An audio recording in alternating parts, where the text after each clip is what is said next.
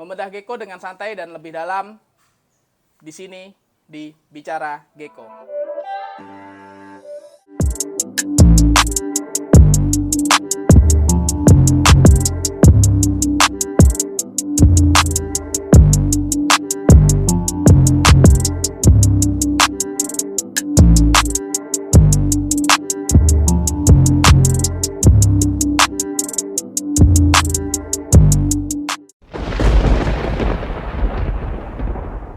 Oke teman-teman, kembali lagi.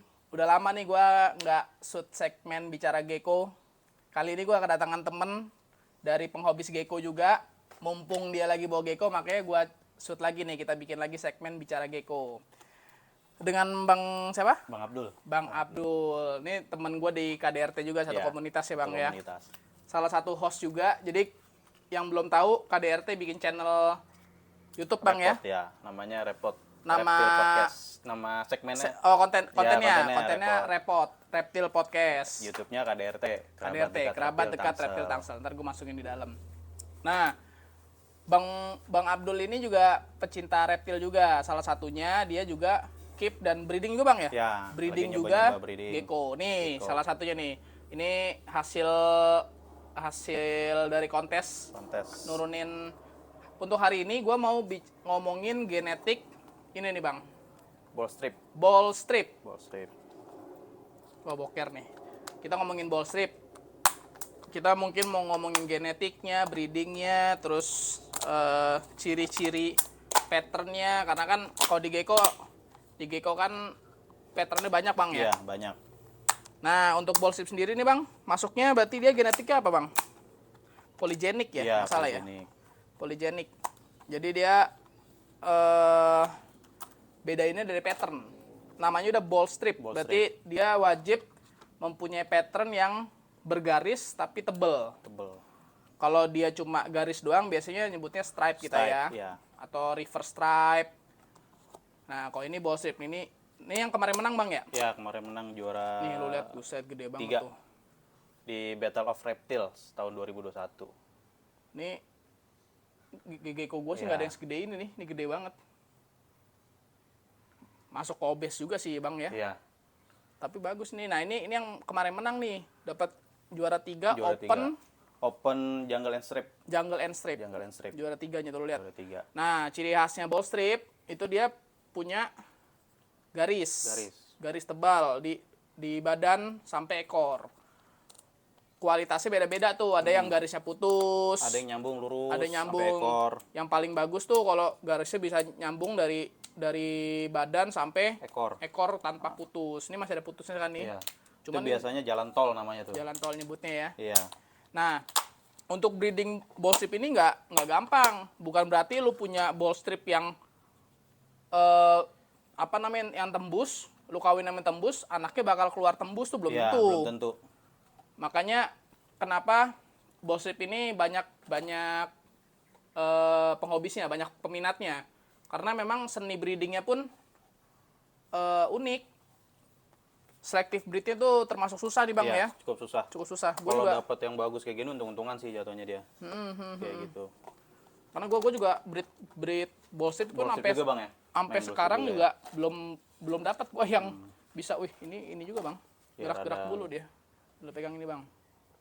Nah, ini apa Bang? Lain albinonya apa? Ini Tramper ya? Iya.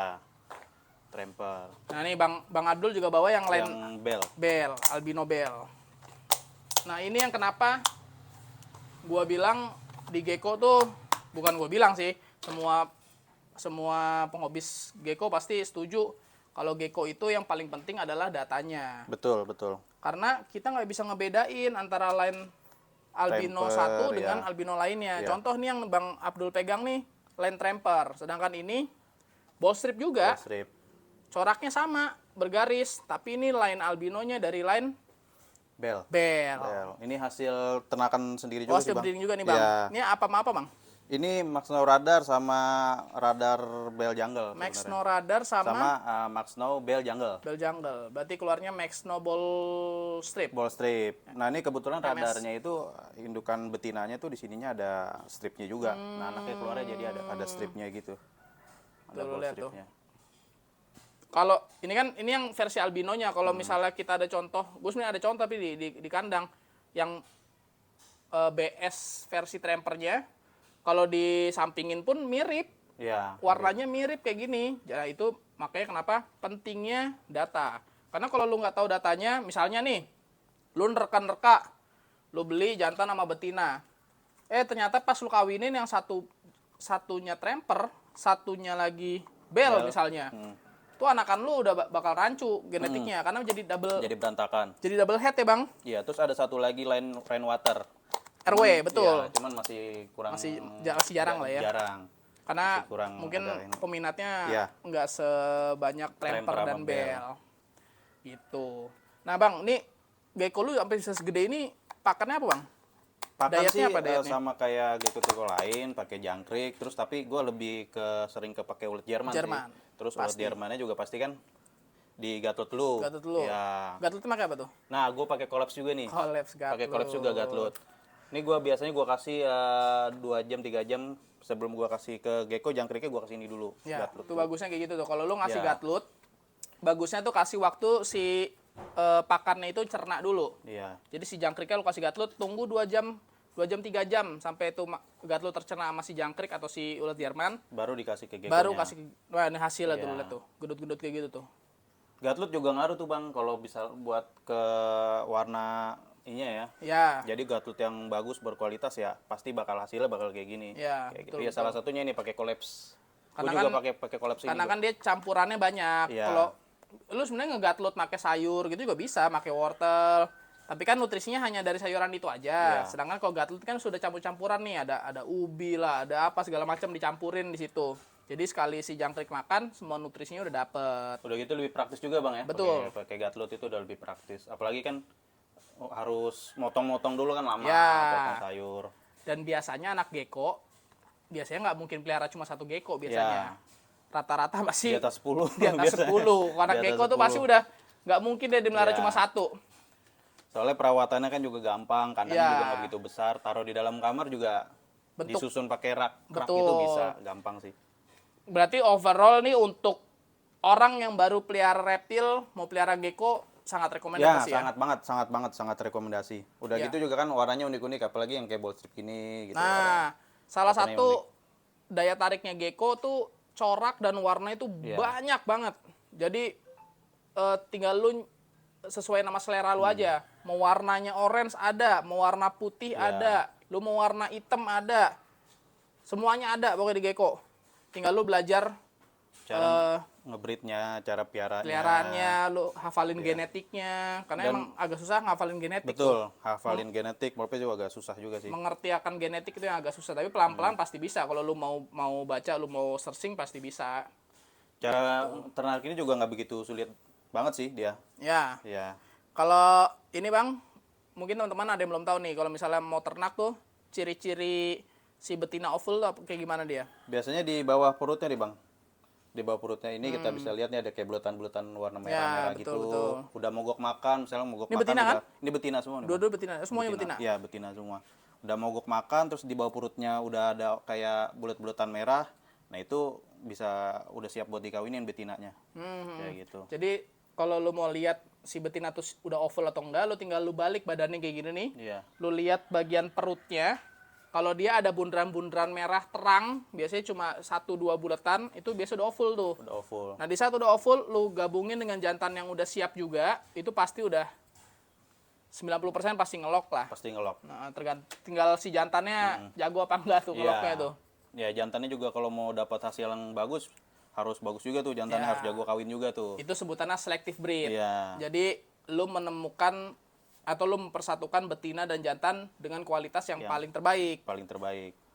Yang mana untuk biar menghasilkan anaknya pun bibitnya baik juga untuk ke bawahnya gitu. Itu selective breed. Misalnya lu punya ball strip tadinya belum nembus nih, lu pengen bikin nembus ya berarti ya lu harus siapkan jantan dan betinanya itu dengan kualitas yang baik. Iya, betul, harus kualitas yang baik juga kayak gitu. Pasti anakannya hasilnya 80% dapat yang bagus juga. 80% 90%. Kayak gitu. Gue juga sering nih ngomong di vlog gue, lu mau pelihara reptil, kalau gue rekomendasi pertama kali lu mending pelihara gecko. Iya, betul. Karena pertama, lu nggak menghabiskan waktu untuk meliharanya. Ya kan, maksudnya dia nggak butuh yang perawatan setiap hari. Nggak perlu dijemur juga. Nggak perlu dijemur. Yang penting diet makannya terjaga. 2 hari sampai 3 hari sekali lu harus kasih makan.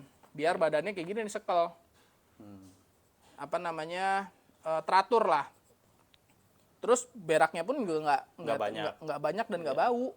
Jadi lu kayak misalnya lu lagi sibuk-sibuk banget bersihin seminggu sekali pun masih aman. Iya, seminggu sekali masih aman. Gue sih 2 minggu sekali sih. Masih aman banget. Apalagi kandangnya cuma pakai alas kertas tuh udah enak banget ya. Iya. Tinggal lepas. Tinggal ganti kertasnya aja kalau kotor.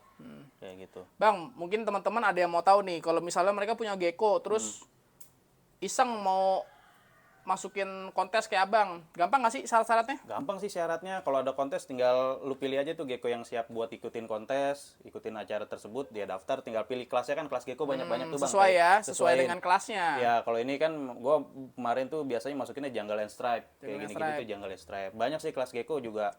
Ada 10 kelas Bang ya, dari mulai banyak. Ya, banyak dah, sampai premium juga ada, dari baby juga ada, itu masukin aja. Ya. Kalaupun kalian bingung juga kalian bisa datang, biasanya di panitia ada screening ya. Iya, betul, ada tim. Jadi lu tinggal liatin gecko lu, ntar tim screening akan ngeliatin tuh, oh gecko lu masuk ke kelas A atau kelas B, kelas C. Baru ntar akan dipertandingkan dengan gecko-gecko lain. Biasanya kalau kontes gitu satu kelas ada berapa peserta Bang? Bisa lebih dari 10 sih Bang. Kalau gecko apalagi kan satu owner gecko itu bisa bawa 10 ekor dia. Untuk 20 ekor ya. Apalagi kalau yang udah senior-senior itu bisa 20 ekor di bawah. Emang apa namanya, penghobis gecko termasuk militan juga kalau kontes-kontes menurut gua ya. Karena gua pernah ikut kontes, pesertanya itu bawa 1 kardus. Ya, ada yang pakai kontainer box itu. Kontainer ya. Isinya itu mungkin gecko, ada 50 gecko untuk diturunin kontes, lu bayangin. Nah, Bang Abdul bisa juara 3 dari berpuluh-puluh peserta itu. Mantap, betul. Ini juga unik kemarin pas 2021 itu sebenarnya cuma bawa 1 doang, Bang. Iseng-isengan coba bawa 1, ngetes deh. Ya nggak taunya tembus ya. Alhamdulillah tembus. Masuk podium. Berarti memang dinilai oleh juri emang kualitasnya bagus. Tapi yang kalah tuh bukan berarti gecko-nya jelek, enggak. Betul. Cuman memang kebetulan lawan-lawannya jauh di atasnya dia. Gitu. Oke. Untuk ball strip nih. Ini lagi lumayan rame juga nih Bang, ball strip yang miara. Kalau nggak salah ini Battle of Reptile pertama kan? Battle of Reptile kedua? Betul.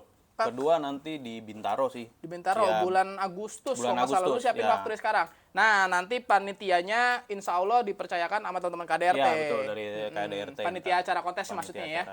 Jadi ntar teman-teman yang mau nanya kontes Battle of Reptile bisa tanya ke panitia penyelenggara langsung, atau nanti pas di tempat bisa dipandu dengan teman-teman KDRT. Siapin tanggal dari sekarang bulan Agustus. Siapin gacoan-gacoannya. Ya. Mulai dirawat dengan baik dari sekarang kalau kalian mau ikut kontes. Biasanya pendaftaran berapa sih kontes kayak gitu?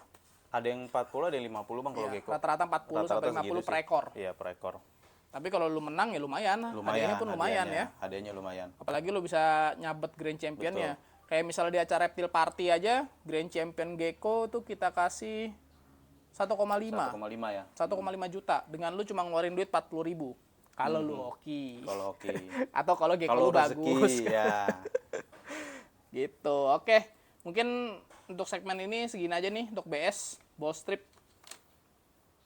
Makasih banyak Bang Abdul waktunya. Sama-sama Bang. Udah share tentang Ball Strip dan gecko dan kontes-kontes gecko nih untuk teman-teman pemula yang mau berkecimpung di dunia gecko. Mungkin segitu aja. Terima kasih udah nonton video ini. Jangan lupa lu like, lu share, lu subscribe video ini biar makin berkembang. Gue masih bisa sharing-sharing, gue masih bisa bagi-bagi pengalaman dalam pemeliharaan gecko tentunya. Itu aja, sampai jumpa di konten selanjutnya. Ciao.